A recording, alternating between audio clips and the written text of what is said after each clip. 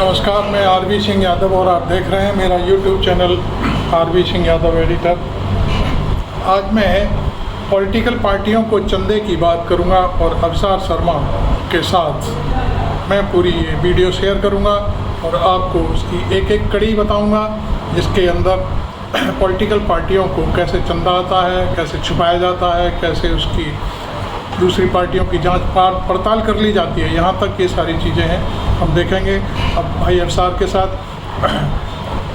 आप अवसार को सुनिए मेरे साथ और मेरी टिप्पणी भी सुनते रहिए। एक बहुत ही पुरानी कहानी है दोस्तों कि एक राक्षस की जान एक तोते में कैद थी। जब तोते की गर्दन मरोड़ी गई, राक्षस का भी अंत हुआ। मैं ये नहीं कह रहा हूं कि जो अब मैं बोलने वाला हूं उसमें मैं किसी पॉलिटिकल पार्टी की तुलना जो है वो राक्षस से कर रहा हूं, नहीं। मगर ये भी हकीकत है दोस्तों कि भारतीय जनता पार्टी की जो ताकत है ना, वो उसका अथाह पैसा, एजेंसीज, प्रचार तंत्र और गोदी मीडिया रहा है। और इसमें जो अथाह पैसा वाला पहलू है ना दोस्तों, इस पर हमें गौर करना पड़ेगा।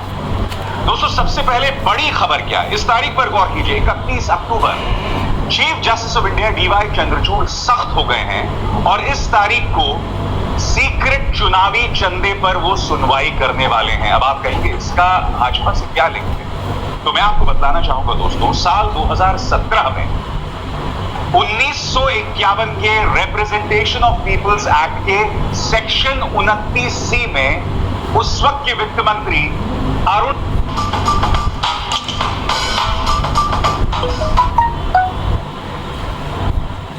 जेटली की कोशिशों के चलते संशोधन हुआ था, बदलाव हुआ था। जिसके बाद क्या हुआ मैं आपको बताता हूं। जैसे ये बदलाव हुआ, कोई भी व्यक्ति किसी बैंक में जाकर अपना KYC नंबर बताकर इलेक्टोरल बॉन्ड्स खरीद सकता था। ये इलेक्टोरल बॉन्ड्स यानी चुनावी चंदा पॉलिटिकल पार्टीज को दिया जाता था। इसकी कीमत 10,000 रुपए से लेकर 1 करोड़ रुपए तक होती थी। यानी कि सीक्रेट तरीके से, गुप्त तरीके से कोई भी व्यक्ति किसी भी पॉलिटिकल पार्टी को चंदा दे सकता था और भाजपा को 95% चंदा गया था। यानी कि दाऊद इब्राहिम का गुर्गा भी किसी पॉलिटिकल पार्टी को चंदा दे सकता है और महात्मा गांधी का कोई भक्त भी किसी पॉलिटिकल पार्टी को चंदा दे सकता है। और किसी पॉलिटिकल पार्टी को यह बतलाने की जरूरत नहीं है कि चंदा कौन दे रहा है। चैनल सब्सक्राइब करिए। क्या है दोस्तों, मेरा भी चैनल सब्सक्राइब करिए। Justice of India DY Chandrachud ने कहा कि हम इस मुद्दे पर चर्चा करेंगे। 31 अक्टूबर को मोदी सरकार को नोटिस जारी किया है, कहा गया है कि इस मुद्दे पर सफाई दें। आज हुआ क्या मैं आपको बताता हूं। आपकी स्क्रीन पर प्रशांत भूषण बहुत तल्ख हुए।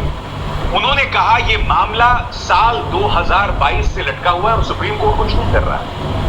हम लगातार इस मुद्दे को उठाने की कोशिश कर रहे हैं मगर यह मुद्दा अधर में लटका हुआ है, कुछ कीजिए। चीफ जस्टिस ऑफ इंडिया ने कहा हम इस पर सुनवाई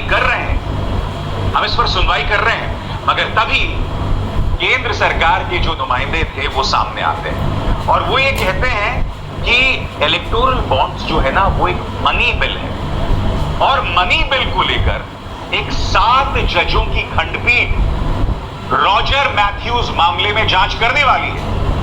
यानी कि इलेक्टोरल बॉन्ड्स पर सुनवाई की कोई जरूरत नहीं। तभी प्रशांत भूषण ने कहा कि मैं आपको स्पष्ट कर दूं कि यह मामला सिर्फ मनी बिल से जुड़ा हुआ नहीं। इस मामले में गुप्त तरीके से कोई व्यक्ति किसी पॉलिटिकल पार्टी को चंदा दे सकता है और उसकी कोई जवाबदेही नहीं है। जैसे मैंने बताया ना, दाऊद इब्राहिम के गुर्गे से लेकर महात्मा गांधी के भक्त सभी लोग 10,000 रुपए से लेकर 1 करोड़ रुपए तक किसी को चंदा दे सकते हैं।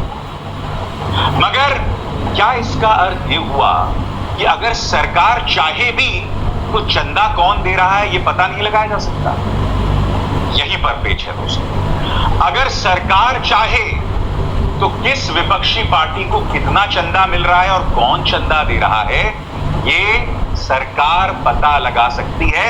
यानी कि पारदर्शिता की पूरी तरह से कमी है दोस्तों। मैं आपको यह भी बतलाना चाहूंगा कि अब जबकि इस मामले की सुनवाई होने वाली है तो प्रशांत भूषण ने यह कहा कि यह मामला भ्रष्टाचार का है, यह सिर्फ मनी बिल नहीं है। क्योंकि आर्टिकल 21 के अंतर्गत राइट टू लाइफ यानी कि जिंदगी के प्रति अधिकार, और उसके तहत हर इंसान को यह अधिकार है कि वो भ्रष्टाचार मुक्त जीवन बिताए।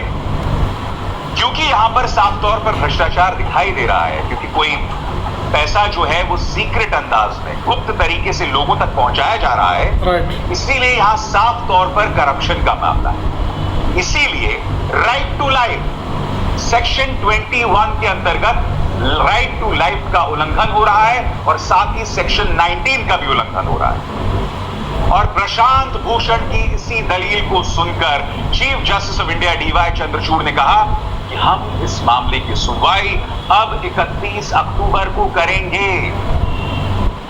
दोस्तों, ये अपने आप में बहुत बड़ा मुद्दा है, मैं आपको बताता हूं क्यों। ये मुद्दा इसलिए बड़ा है क्योंकि आप जानते हैं कि भारतीय जनता पार्टी के हाथ में न सिर्फ एजेंसीज है, प्रचार तंत्र है, गोदी मीडिया है, जिसके जरिए वो विपक्ष पर निशाना साधता है, मगर सबसे बड़ी ताकत धन्ना सेठों का साथ।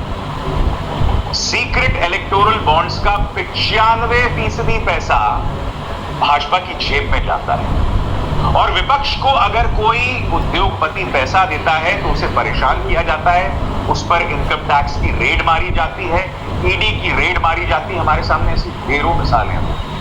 100%। मैं आपको यह भी बतलाना चाहूंगा, जब 2017 में वित्त मंत्री अरुण जेटली इस बिल को लाने वाले थे, तब रिजर्व बैंक ऑफ इंडिया ने इस पर आपत्ति जाहिर की थी। आरबीआई ने की थी। न सिर्फ रिजर्व बैंक ऑफ इंडिया ने, बल्कि चुनाव आयोग ने भी इस मुद्दे पर आपत्ति जाहिर की थी। आज से 3.5 साल पहले दोस्तों मैंने कार्यक्रम किया था न्यूज क्लिप के लिए, और सुनिए उस वक्त रिजर्व बैंक ऑफ इंडिया ने क्या आपत्ति जाहिर की थी आपके पूरे स्क्रीन्स पर। आपत्ति नंबर 1, इससे मनी लॉन्ड्रिंग को बढ़ावा मिलेगा। आपत्ति नंबर 2, भारतीय करेंसी पर, भारतीय पैसे पर भरोसा टूटेगा। आपत्ति नंबर 3, केंद्रीय बैंकिंग कानून के बुनियादी सिद्धांतों पर ही खतरा आ जाएगा। और रिजर्व बैंक ऑफ इंडिया ने एक और बात कही थी जो उसे कहने की जरूरत नहीं थी। उसने कहा था कि इससे चुनावी पारदर्शिता पर असर पड़ेगा, यानी कि जो हमारे चुनाव होते हैं वो ट्रांसपेरेंसी के साथ हो सकेंगे, सत्ता पक्ष के समर्थन में पूरी प्रक्रिया हो जाएगी। क्या कहा था मैं आपको बताता हूं। उन्होंने ये कहा कि अगर इसका इरादा यह है कि इस इलेक्टोरल बॉन्ड को खरीदने वाला व्यक्ति, संस्था या इकाई राजनीतिक दल में दान दे सके, तो वो तो आप डिमांड ड्राफ्ट, चेक या फिर इलेक्ट्रॉनिक और डिजिटल पेमेंट के जरिए भी कर सकते हैं। इसके लिए आपको इस बिल की जरूरत नहीं है, ये तो सामान्य प्रक्रिया के अंतर्गत हो सकता है। और आरबीआई ने एक और अहम बात, उन्होंने कहा कि अगर ये बिल वजूद में आ जाता है तो इंटरनेशनल नॉर्म्स यानी कि जो स्थापित अंतर्राष्ट्रीय व्यवस्था है वो बिगड़ जाएगी। आरबीआई ने सख्त हिदायत दी, मगर सरकार ने तो मन बना लिया था। बात वहां नहीं रुकी दोस्तों, इस मुद्दे पर चुनाव आयोग ने भी आपत्ति जाहिर की थी। मैं आपसे एक सवाल पूछना चाहता हूं। Reserve bank of India Modi सरकार के कहने पर चलता है, चुनाव आयोग तो चलता ही है। हालांकि उस वक्त के चुनाव आयोग की रीढ़ थी, वो लोग सत्ता से सवाल पूछने की हिम्मत रखते थे, मगर उस वक्त भी चुनाव आयोग ने कहा था सीक्रेट इलेक्टोरल बॉन्ड्स गलत है, भ्रष्टाचार को बढ़ावा देगा और विपक्ष के लिए नुकसानदेह होगा, क्योंकि सारा पैसा जो है वो सत्ता पक्ष की जेब में जाए। बिल्कुल याद कीजिए क्या कहा था उस वक्त चुनाव आयोग ने, और मैंने आपको 3.5 साल पहले बताया। सुनिए, ये बिल संसद में आया 1 फरवरी को, और उसके ठीक 4 महीने बाद यानी मई 2017 में चुनाव आयोग ने लॉ मिनिस्ट्री को एक खत लिखा। इस खत में उन्होंने क्या लिखा मैं आपको बताता हूं। इलेक्टोरल बॉन्ड के जरिए राजनीतिक दलों को विदेशी सोर्सेस से संभावित अवैध चंदे को छिपाने में मदद मिलेगी। संदिग्ध चंदादाता फर्जी शेल कंपनियां स्थापित करके राजनेताओं के पास काला धन पहुंचा देंगे और पैसे का सही सोर्स कभी सामने नहीं आएगा। दरअसल चुनाव आयोग चाहता था कि इस बिल को वापस लिया जाए। न खाऊंगा न खाने दूंगा, और वो इसलिए कह रहा था वापस लिया जाए क्योंकि उसे लग रहा था कि इससे जो चुनावी पारदर्शिता है वो खत्म।